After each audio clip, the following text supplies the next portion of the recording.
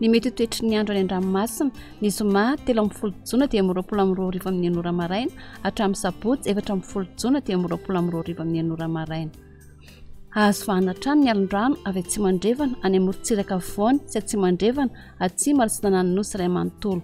Aherina heribe ny ranomasina tombanana ho 3 metatra ny avon'ny onja eo anelan'elan'ny mainty rano sy morombe ary any amorontsiraka atsinanany nosy.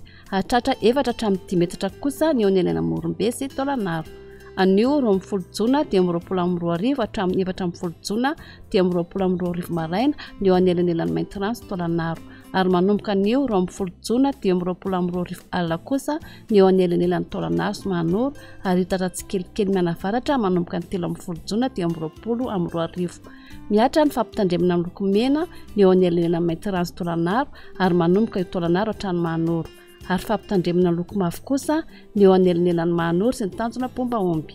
Entanina koa ny rehetra mba hanaraka ny toromarika omena mampifafana isa tokony.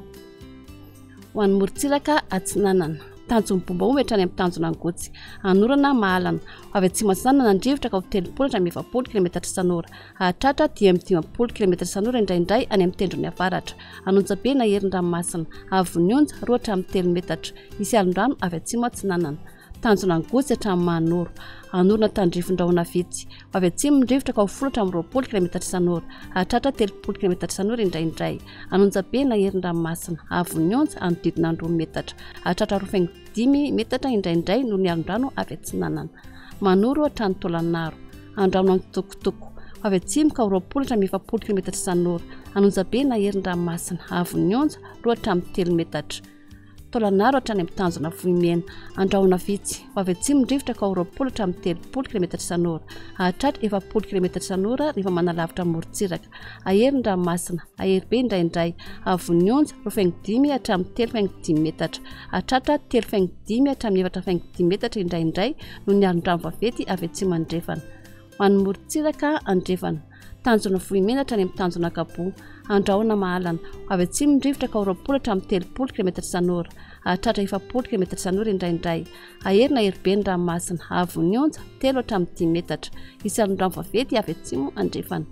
Tanjona kabo hatrany amin'ny tanjona filanandro andrahona vitsy na hibalika amin'ny masoandro avy atsy mindrivotra ka ho 30 hatramin'ny 40 km isan'ora. Anonjabe na herin-dranomasina avon'ny onja 2 hatramin'ny 3 metatra hatratra 3 metatra. Tanjona filanandro hatrany analalava hibalika ny masoandro ivaova amin'ny fitsokan'ny rivotra ka ho 10 hatramin'ny 20 km isan'ora hatratra 30 hatramin'ny 40 km isan'ora ny alina sy ny voamaraina.